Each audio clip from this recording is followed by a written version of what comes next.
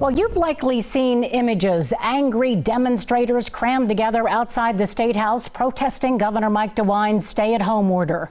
This is labeled free speech, a guarantee of the First Amendment, taking your protest to the doors of government. But the protesters are also clearly defying the state's stay-at-home and social distancing orders amid a pandemic, and often spreading messages of hate. So questions are raised about when the government can curtail speech and how reporters can safely cover people who are putting public health at risk. And a warning, we're about to show you an anti-Semitic image because this man wants us to. This is my city. My people are here. I'm Jew. When I see those signs, I have a mixture of emotion that's hard to describe.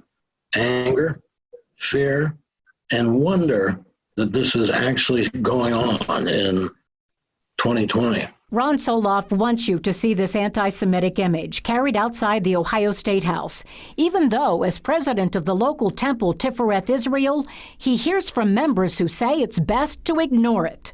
Personally, I reject that idea. I think you stand up from the beginning and you can remain standing up.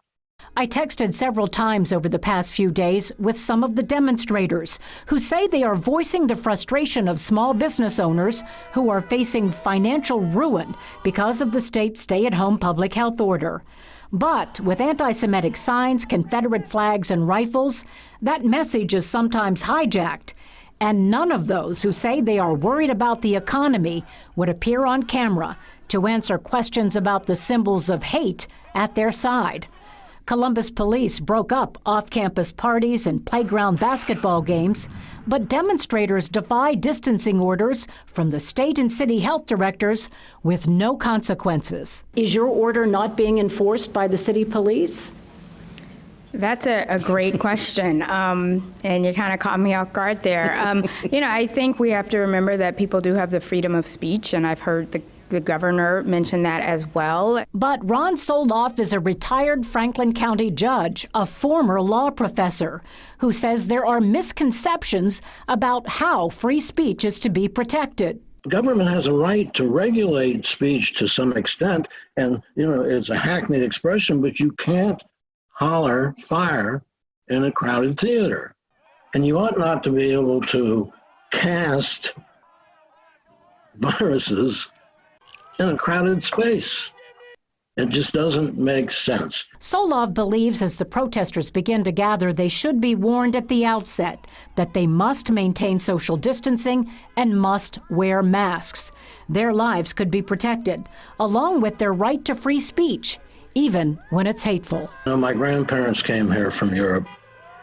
They thought and believed and lived that they had found the safe place. And it's shocking to find that perhaps this is not the safe place.